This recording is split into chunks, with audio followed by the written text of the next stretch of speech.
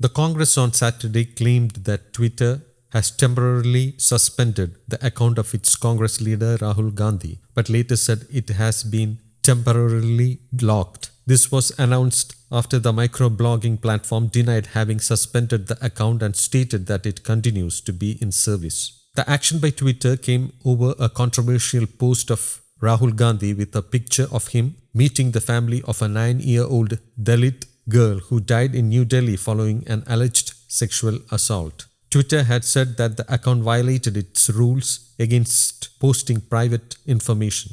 According to Congress sources, some features of Gandhi's account have been temporarily limited.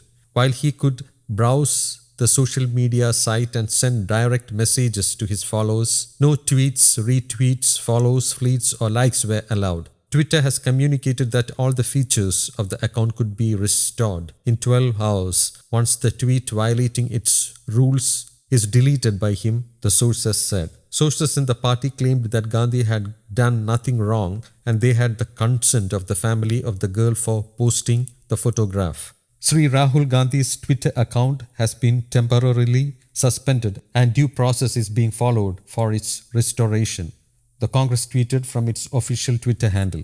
Until then, he will stay connected with you all through his other SM platforms and continue to raise his voice for our people and fight for their cause. Jai Hind, the party said. Responding to queries about the Congress claim, Twitter has said it can confirm that the account has not been suspended and continues to be in service.